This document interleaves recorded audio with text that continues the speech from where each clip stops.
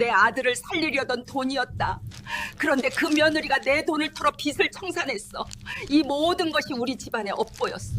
저는 오늘 내 아들을 살리려던 돈을 며느리에게 도둑 맞았습니다. 내 전 재산을 걸었는데 말이죠. 내 나이 68, 평생을 남편 뒷바라지하고 아들 키워 번 듯한 회사를 차려준 자부심 강한 시어머니였습니다. 나는 내가 일군 가정에 확고한 통제권을 가지고 있다고 믿었습니다. 내가 설계한 대로 모든 것이 움직여야 했습니다. 단 하나의 오차도 허용할 수 없었죠. 그런데 넉 달 전 아들이 망했다는 소식을 들었습니다. 아들의 목소리는 완전히 무너져 있었습니다. 듣는 것만으로도 내 심장이 쪼그라드는 것 같았습니다.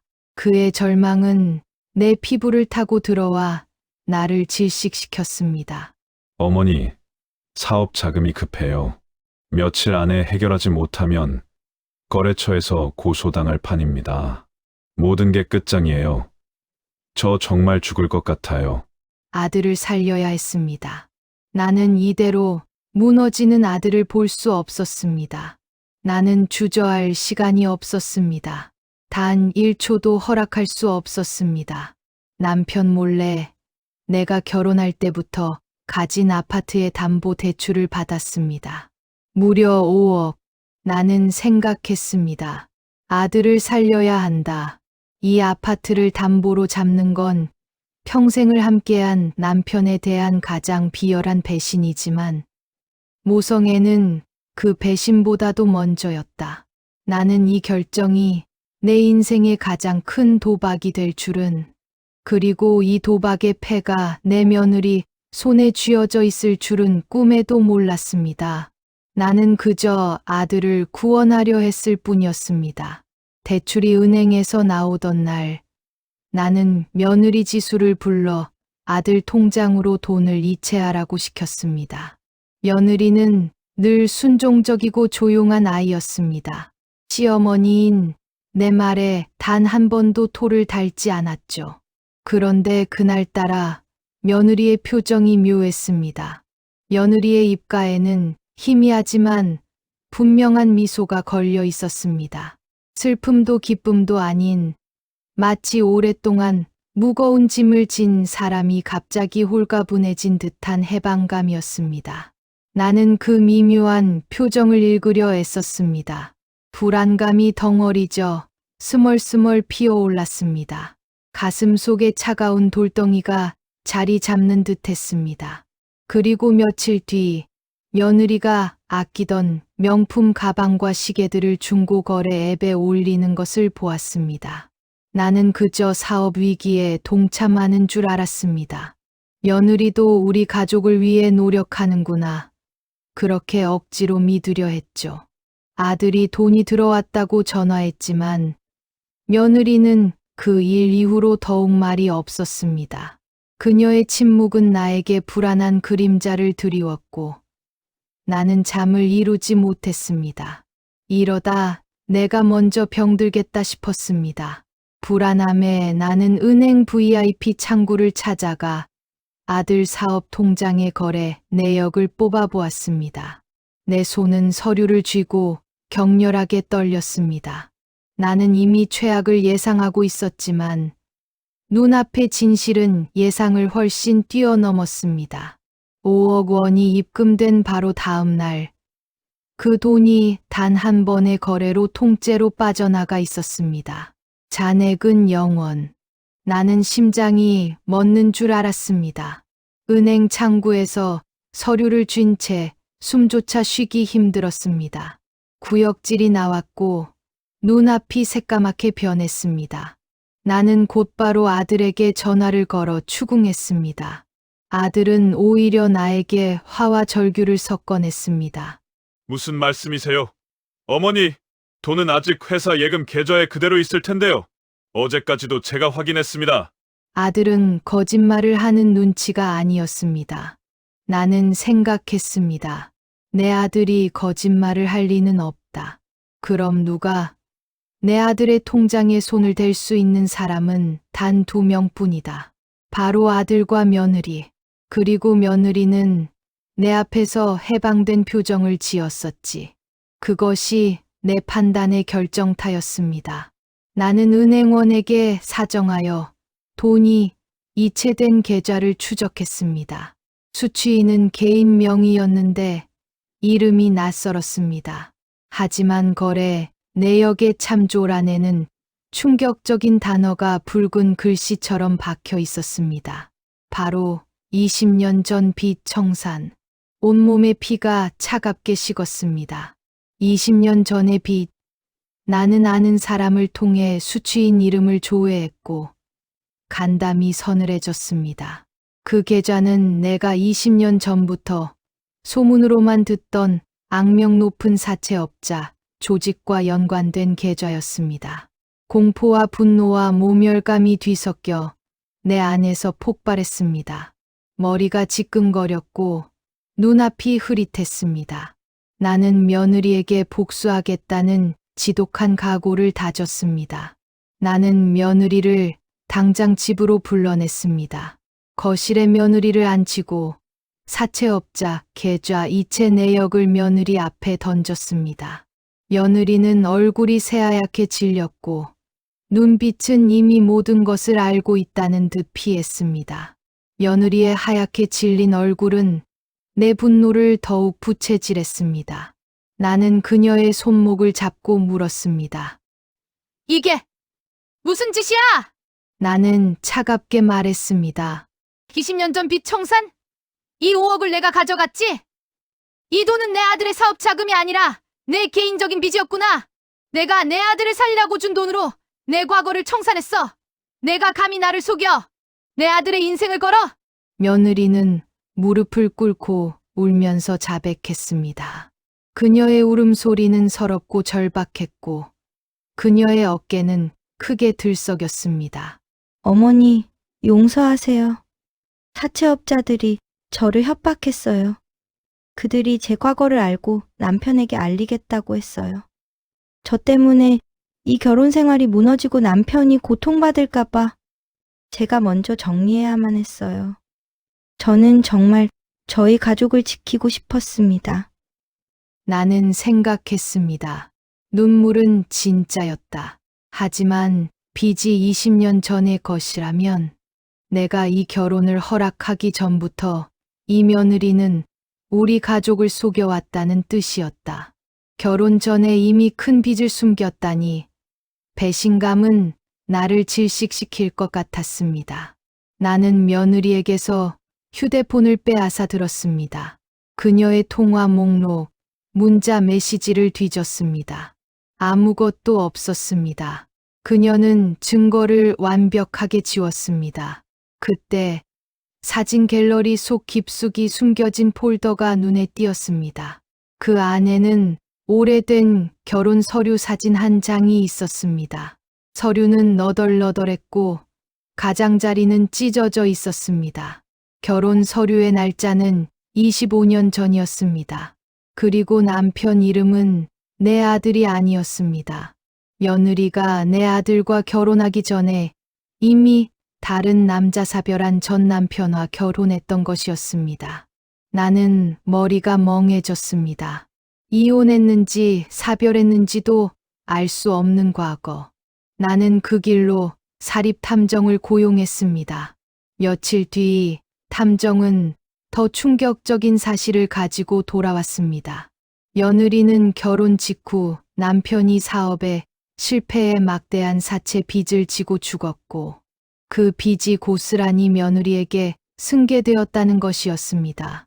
며느리는 그 빚을 갚기 위해 평생 숨어 지냈던 것입니다.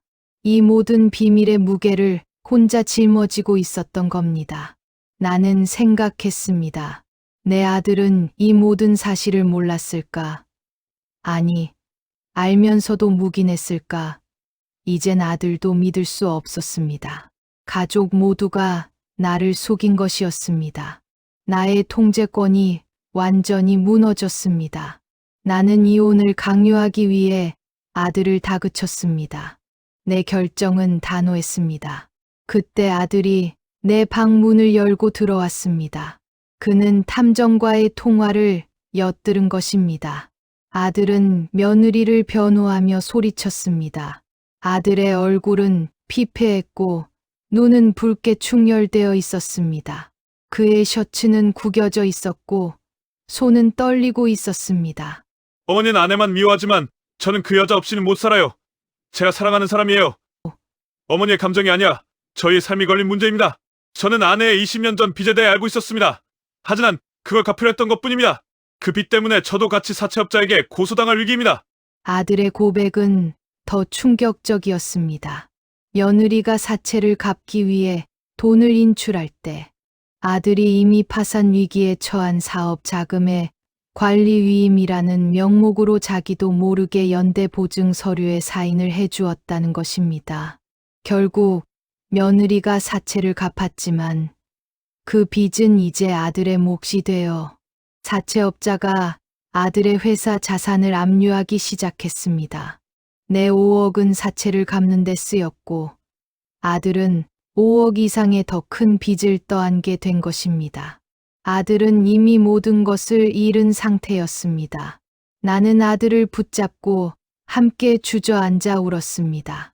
내 인생의 모든 희망이 절망으로 변하는 순간이었습니다.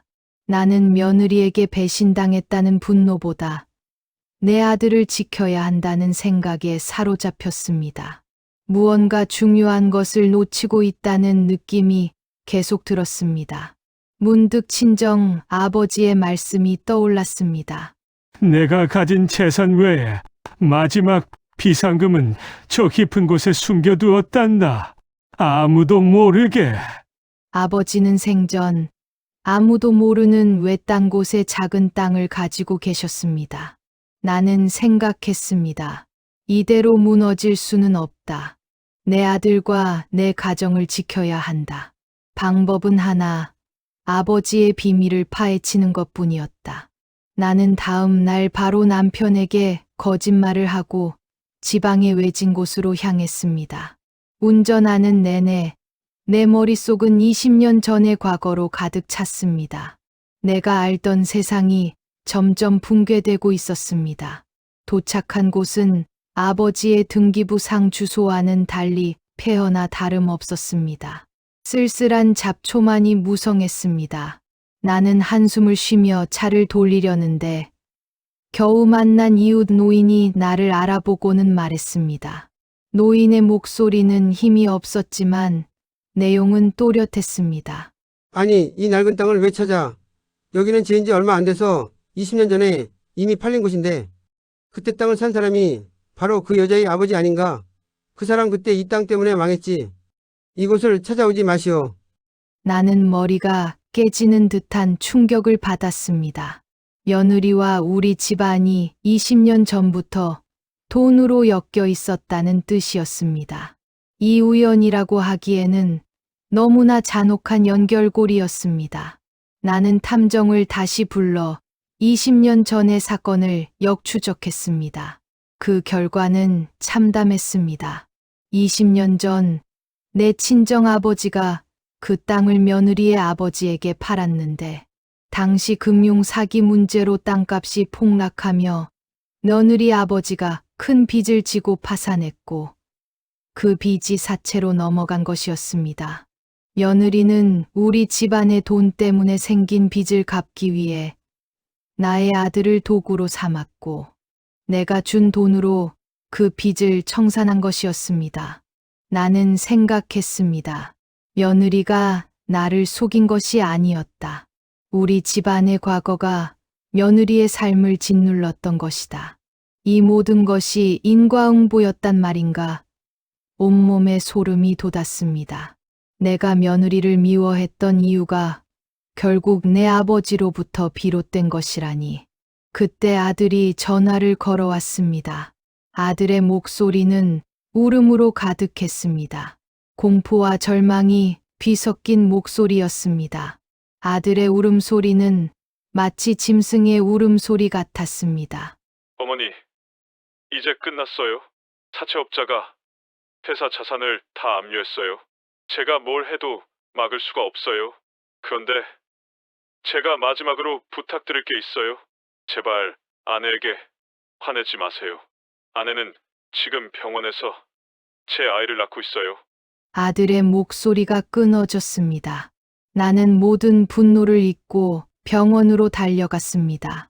나의 감정은 이미 분노와 복수를 넘어섰습니다. 며느리는 땀범벅이 된 채 힘겹게 아이를 낳고 있었습니다. 나는 며느리가 빚을 갚으려 했던 이유가 자신과 뱃속의 아이를 지키기 위함이었다는 것을 깨달았습니다. 그녀는 20년 전의 업보가 이 아이에게까지 이어질까 두려워 가장 비겁하고 절박한 방법을 택했던 것입니다. 며느리가 나를 배신한 것이 아니라 나의 무관심과 가문의 과거가 이 모든 것을 만들었습니다. 나는 생각했습니다. 이 아이를 위해 내가 모든 것을 짊어져야 했다. 며느리의 죄를 묻기보다 이 새로운 가정을 지키는 것이 내 마지막 임무였다. 나의 모성애는 결국 며느리에게까지 닿았습니다. 나는 남편에게 모든 것을 고백했습니다. 아파트 담보 대출, 며느리의 빚, 아들의 위기, 그리고 20년 전 우리 집안과 며느리 친정의 악연까지. 나는 남편의 분노와 절망을 예상하고 숨죽였습니다. 남편은 묵묵히 내 이야기를 처음부터 끝까지 듣더니 고개를 들고 말했습니다. 그의 눈빛은 깊고 어딘가 슬픔이 담겨 있었지만 분노는 없었습니다. 당신이 그렇게까지 했는데도 며느리를 용서했으니 당신의 마음속에 아직 가족이 남아있다는 증거겠지.